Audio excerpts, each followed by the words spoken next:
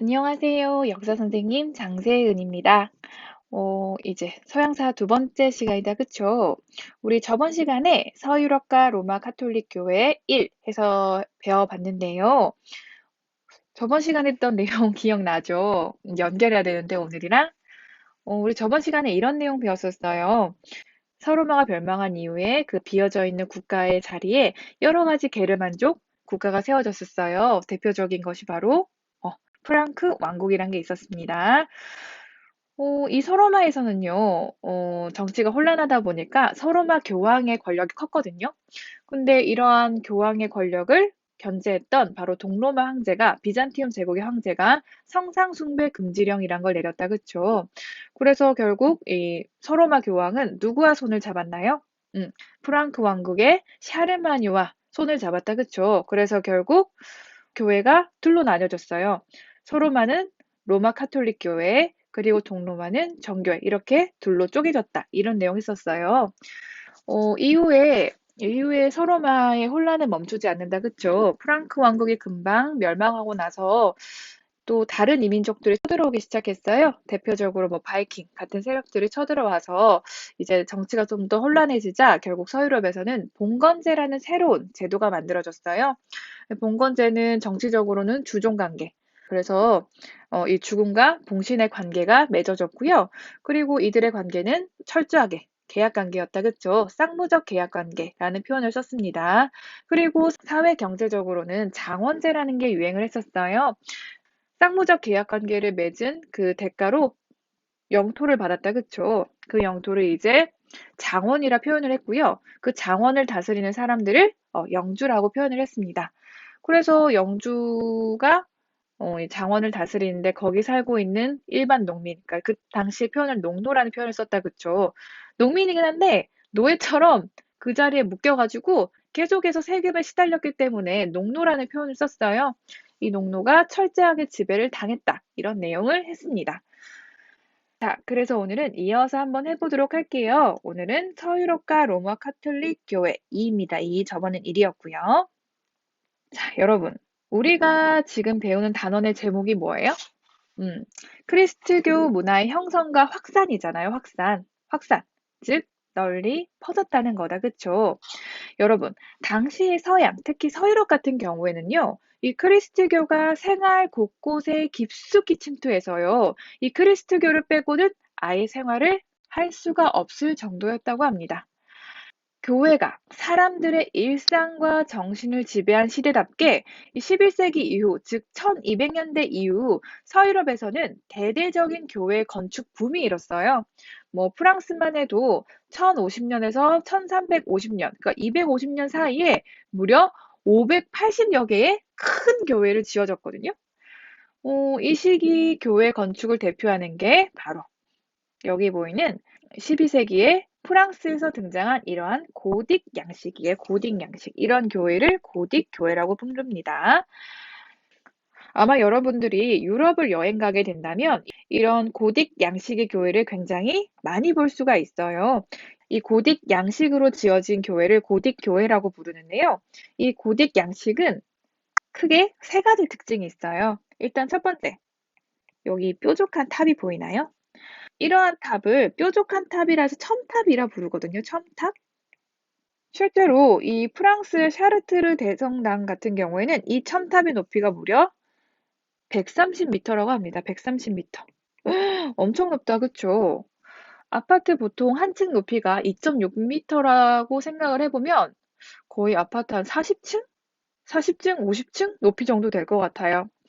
우와, 근데 왜 이렇게 높이 지었을까요? 이렇게 첨탑을 높이 지은 이유는요, 천국에 좀 더 가까이 가려는 중세 서유럽 사람들의 소망을 상징한다고 합니다. 이해 가시나요?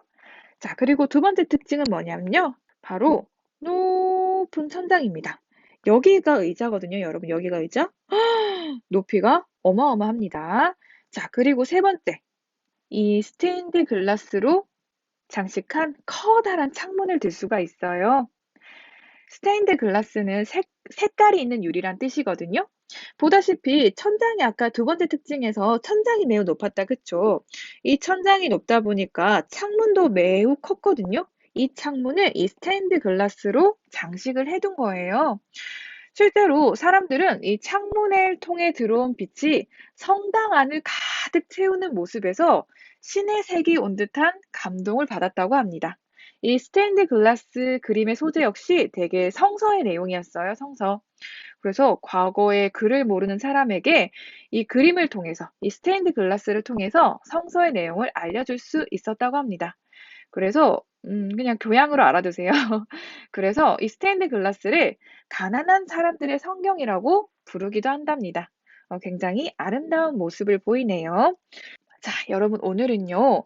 당시 서유럽의 정신을 이끌었다던 그 서로마 교회, 그러한 서로마 교회의 최고 권위자인 교황권의 변화 과정을 일단 살펴볼 거고요. 그게 73페이지 교회 개혁 운동이 일어나다 그 내용입니다. 그리고 다음 페이지에서는 이제 중세 서유럽에서 교회가 사회에 끼친 영향들을 살펴볼까 합니다. 이해 가시나요? 자, 오늘은 73에서 74페이지 한번 읽어보도록 할게요. 자, 여러분 그러면은 이제 영상을 잠깐 멈추고요. 10분 동안 또 스스로 교과서를 읽어보는 시간을 가지도록 합시다. 시작! 자, 다 읽었죠? 그러면은 우리 교회 개혁 운동이 일어나다 73페이지 내용부터 같이 보도록 할게요. 자, 여러분 우리 기억을 떠올려 봅시다. 프랑크 왕국이 세워지고 얼마 지나지 않아 멸망했다, 그쵸? 프랑크 왕국의 샤르마뉴가 교황과 손잡고 새롭게 서유럽의 역사를 여는 듯 했으나 프랑크 왕국이 금방 망하고 분열되게 됩니다. 그리고 이후에 엎친 데 덮친 격으로 이 서유럽에서는 계속해서 이민족의 침략이 지속되거든요. 쌤이 대표적으로 이 당시 활약했던 이민족으로 바로 바이킹, 노르만족에 대한 얘기를 잠깐 했었어요. 이렇게 이민족의 침입으로 정치가 혼란스러워지자 왕의 권력은 약화되었고, 그래서 만들어진 게 바로 봉건제라는 거였어요. 봉건제. 자, 여러분 근데 이렇게 이민족의 침입이 줄을 잇던 9세기 이후에 교회도 마찬가지였어요. 교회는 무력을 갖춘 황제나 국왕, 이들 영주의 보호를 받았어요. 그러니까 교회도 이 봉건제의 피라미드 안에서 누군가를 모시는 주군으로서 봉신의 의무를 하게 된 거죠. 봉신. 그래서 교회가 봉신이 됩니다. 막대한 토지와 재산을 갖고 있었던 교회로서는 누군가의 보호를 꼭 선택해야만 하는 어쩔 수 없는 선택이었다고 합니다. 그런데 실제로 이 세속 권력의 보호, 뭐 황제나 국왕의 보호 아래 교회의 영향력은 점점 커지게 되거든요. 그러나 결국 신앙의 영역에 이러한 세속 권력의 힘이 들어오자 안타까운 결과를 가져오게 돼요. 바로 그들의 주군이 성직자의 임명까지 좌우하게 되고요. 그리고 교과서에 보면 이런 내용도 나올 거예요. 로마 개혁 운동이 일어나다 밑에 보면은 바로 밑에 보면은 뭐 성직자의 결혼, 성직 매매 등 타락이 심해졌다는 내용이 있다. 그쵸? 성직자가 결혼을 하게 되면 뭐 자식이 생길 거고 그러다 보면 아무래도 종교보다는 자기 가정에 좀 더 신경 쓰겠다. 그쵸? 그리고 성직 매매, 교회 성직이 서로 돈을 주고 사고받는 그런 현상까지 생기게 된 겁니다. 그러니까 지금으로 쳐도 너무 말이 안 되는 상황인 거예요.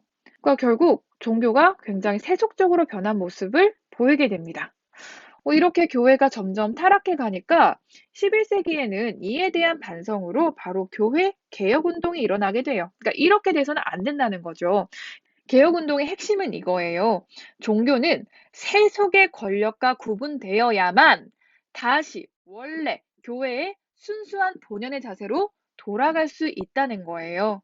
그래서 당시에 수도원이라는 게 굉장히 많이 만들어져요. 수도원은 지금도 있죠. 세상으로부터 떨어져서 오로지 신앙 생활에만 집중하는 곳이 바로 수도원이에요, 수도원. 대표적인 당시 수도원으로는 바로 클리니 수도원을 들 수가 있습니다. 별표. 이 클리니 수도원은요, 11세기 교회 개혁 운동의 선두에 서가지고요, 세속 권력인 황제나 국왕, 그리고 영주의 지배에서 벗어나자는 주장을 했고, 수많은 수도원들의 지지를 얻게 됩니다. 그러면은, 이 세속 권력의 입장에서는 이러한 교회의 움직임이 반가웠을까요? 반갑지 않았을까요? 그렇죠. 반갑지 않겠다. 그쵸? 어쨌든 자기한테서 벗어나려고 하는 거니까. 그래서 결국 교황과 왕이 정면으로 충돌하는 사건이 발생해요.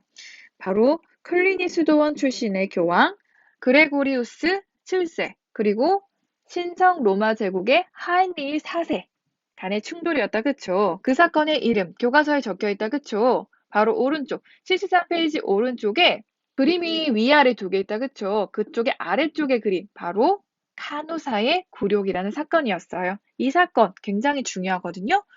교과서 카누사의 굴욕에 별표 쳐놓고 한번 내용을 같이 살펴보도록 할게요. 자, 1077년 추운 겨울에 카누사 성에서 누군가가 굴욕을 당한 사건이었어요. 자, 어떤 사건인지 한번 살펴볼게요. 일단 관련 인물은 두 명이에요. 교황이었던 그레고리우스 7세와 신성로마 제국은 지금의 독일이라고 생각하시면 돼요. 바로 신성로마 제국의 황제였던 하인리 4세 간의 충돌이었습니다. 자, 이 사건이 왜 일어났냐면 바로 성직자 임명권 때문에 일어났거든요. 우리 교과서 보면은 교황 그레고리우스 7세의 개혁에 대해서 잘 나와 있어요. 밑에서 네 번째 줄 한번 볼래요? 교황 그레고리우스 7세는 성직 매매, 성직 세습, 성직 매매가 성직을 사고 파는 거다. 그쵸? 성직 세습은 성직을 물려주는 거예요. 이걸 금하고 성직자 임명권을 누가 갖도록 했다? 교황이 갖도록 했어요. 그럼 당연히 황제로서는 발끈할 수밖에 없었겠다. 그쵸? 그러자 교황이었던 그레고리우스 7세는 파문이라는 카드를 꺼내거든요. 너를 파문시키겠다. 파문이라는 카드를 꺼내들고 이걸 가지고 위협해서 황제를 굴복시켰던 사건이 바로 카노사의 굴욕이었습니다. 파문이 뭐길래 왜 독일 황제가 굴복을 했을까? 생각이 된다. 그쵸? 자, 여러분. 당시 서유럽은요, 태어나면서 죽을 때까지 크리스트교 신앙에서 벗어날 수가 없는 시대였어요. 교과서 74페이지 잠깐 펴볼래요?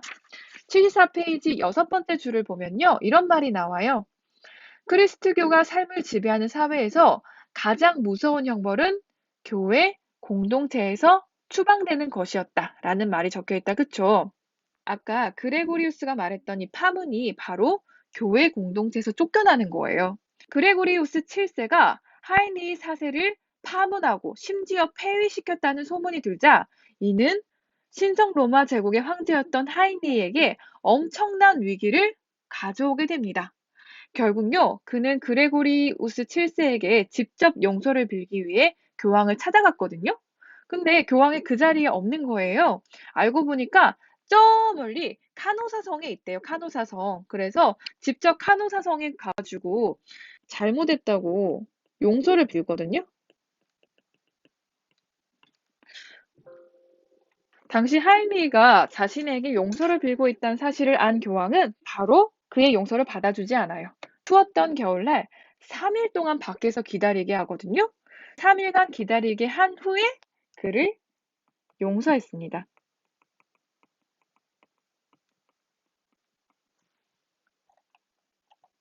그런 재미있는 건 이렇게 굴욕적인 사과로 결국 하인리 4세가 위기를 모면했잖아요. 그쵸? 근데 나중에 결국 그레고리우스 7세를 교황 자리에서 쫓아내요. 너무했다. 그쵸? 하지만 이렇게 교황이 황제를 굴복시켰던 사건은 잊혀지지가 않아서 교황의 권위와 위험이 크게 높아지게 됩니다. 교황은 그 뒤에 한 200년 정도 종교와 정치 양면에서 막강한 힘을 과시하게 돼요. 그래서 당시 유행했던 교황은 해, 황제는 달이라는 비유는 이러한 사정을 상징하는 것이라고 합니다. 이해 가시나요? 카노사의 굴욕 굉장히 중요한 사건이에요. 별표 쳐놓고 꼭 기억을 하도록 합시다. 자, 그 다음 장에는 그리스트교가 일상을 지배하다 단락은 한번 읽어보면 좋을 것 같아요. 옆에 왼쪽에 Q&A도 한번 읽어보고요. 교회를 떠나서는 태어날 수도 죽을 수도 없었다. 그만큼 중세 서유럽 사회에서는 교회는 정말 뗄래야 뗄 수가 없는 곳이었다는 거죠. 쌤이 어느 농노의 일요일에서 가상일기 파트를 조금 떼왔거든요. 한번 감정이입을 할 수 있도록 노력해 봅시다. 9세기 초반 가을, 파리 근처 한 영지의 오두막. 아침을 보리죽으로 해치운 에멘트루드는 남편 보도와 함께 교회로 향했다. 허름한 목조 교회로 들어서자 예배가 시작되었다. 신부님은 풍성한 수확에 대한 감사의 기도를 올리고 최후의 심판에 대한 이야기를 들었다. 들려주셨다겠다. 그쵸? 들려주셨다. 에멘트루드는 교회 정문 위 조각에서 본 천사의 손에 이끌려 지옥으로 가는 사람들의 고통스러운 모습에 자신의 모습이 겹쳐지는 착각이 들어 두려워졌다. 교회를 통해 구원을 얻기 위해서 더 열심히 살아야겠다는 생각이 들었다. 좀 감정이입이 될까요, 여러분? 여러분, 쌤이 그랬잖아요. 당시 서유럽 사회에는 봉건제라는 제도 하에서 나라가 다스려지고 있었다, 그쵸? 특히 그 봉건제의 사회 경제적 파트를 담당하고 있는 그 장원제라는 곳에서는요, 어, 가장 신분의 최하층인 농노가 하루하루를 열심히 살아가고 있었어요. 근데 이 농노는 굉장히 가련한 존재였어요. 땅에 묶여가지고 오도 가도 못하고 그냥 영주가 시키는 대로 굉장히 다양한 세금을 뜯겼던 존재거든요. 이렇게 평생 마을을 떠나본 적도 없고 글도 잘 몰랐던 당시 농노에게는요. 이러한 신부의 설교가 세상을 바라보는 하나의 창이었어요. 그러다 보니까 신부님의 파워가 굉장히 컸겠다, 그쵸? 나아가서 교회의 파워가 엄청 컸어요. 자, 여기 있는 이 조각은요, 바로 프랑스에 있는 성 라자르 성당 정문 위에 최후의 심판을 묘사한 조각의 일부예요. 보다시피 천사가 칼을 휘두르면서 죄인들을 지옥으로 내모는 모습이다. 그쵸? 당시의 교회는 이러한 상징들을 통해서 사람들의 의식을 지배했고, 당시 농노들은 자신의 처지에 만족하며 사는 것이 구원에 이르는 길이라고 생각했다고 합니다. 그러니까 크리스토교가 그들의 일상을 모두 지배하고 있었다. 요 정도 기억해 두시면 될 것 같습니다. 자, 그리고 마지막 서유럽에서 크리스토교 문화가 발달하다 보도록 할게요. 자, 여러분, 이 파트에 나오는 내용은 크게 세 가지거든요. 바로 교육, 학문, 건축입니다. 한번 같이 살펴보도록 할게요. 교육에 관해서는 별 내용이 없었던 것 같아요. 일단 아까도 말했다시피 크리스트교가 중심이었던 시대다 보니까 교육 같은 경우에도 교회나 수도원 쪽의 부설학교에서 많이 교육을 했고요. 그리고 나아가서 대학이라는 것도 설립되었습니다. 볼로냐 대학, 그리고 파리 대학, 그리고 옥스포드 대학도 아마 이쯤으로 쌤이 알고 있는데, 옥스포드 대학은 정확한 연대가 안 나온다고 하더라고요. 어쨌든 유럽 각지에 대학들이 많이 세워진 시기이기도 합니다. 자, 그리고 두 번째 학문 볼게요, 학문. 학문에서도 이런 말이 나와요. 학문도 전부 다 신학, 신에 대해서 연구하는 학문 중심으로 발달을 했는데, 원래 이 신학만으로 세상의 모든 이치를 다 깨달을 순 없잖아요. 십자군 전쟁 이후에 아리스토텔레스, 오랜만에 든다, 그쵸? 그리스의 철학자였어요. 이 아리스토텔레스의 철학이 서유럽에 전해졌거든요. 그러다 보니까, 그럼 이 아리스토텔레스의 철학과 지금 우리가 알고 있는 이 신학을 어떻게 서로 조화롭게 할 수 있을까 해서 나온 게 바로 스콜라 철학이에요. 스콜라 철학. 신앙과 이성의 조화를 강조하고 있어요. 우리가 세상을 살면서 부딪히는 여러 가지 문제들은 이성을 통해서 파악할 수 있다. 하지만 인간은 그 이후에, 죽음 이후의 삶도 대비를 해야 된다. 그것이 바로 신앙이 하는 일이다. 이런 식으로 조화를 이루게 하려고 굉장히 애썼던 게 바로 토마스 아퀴나스의 스콜라 철학이었습니다. 그냥 그 정도만 알아둬도 될 것 같아요. 그러니까 신앙만으로는 세상의 모든 이치를 다 설명할 수 없으니까 그렇게 이치를 설명하는 건 이성이 하고 이성으로 파악할 수 없는 건 신앙의 몫이다. 약간 이런 식으로 각자의 신앙과 이성의 역할을 정해준 게 바로 스콜라 철학이다. 요 정도만 기억해 두시면 될 것 같습니다. 세 번째 건축을 볼게요. 건축에는 두 가지 건축이 나오거든요. 바로 여기 왼쪽에 있는 로마네스크 양식이랑 그리고 오른쪽에 있는 고딕 양식을 들 수 있습니다. 로마네스크는요, 약간 기둥이 항아리 모양이에요. 항아리 모양. 그리고 아치, 둥근 모양의 아치를 가지고 있는 게 로마네스크 양식이라면 아까 고딕 양식은 봤죠? 끝이 뾰족뾰족하네요. 둥글둥글한 느낌이 아니에요. 그리고 교과서에 나오지 않은 또 다른 특징으로는요. 로마네스크는 창문이 굉장히 작거든요. 벽이 되게 두껍고 창문이 작아요. 하지만 고딕 양식 같은 경우에는 벽이 얇고 창문이 어마어마하게 커요. 그러한 창문을 무엇으로 장식했다? 바로 여기 보이는 스테인드 글라스로 장식했다. 요 정도 생각하시면 될 것 같습니다. 자, 그러면은 오늘 수업은 여기까지 하고요. 다음 시간에는 이제 우리가 서로마가 있었던 서유럽에 대한 얘기만 했죠. 다음 시간에는 동로마, 즉 비잔티움 제국에 대한 이야기를 좀 해볼까 해요. 그럼 우리 다음 시간에 만나요. 수고 많으셨습니다.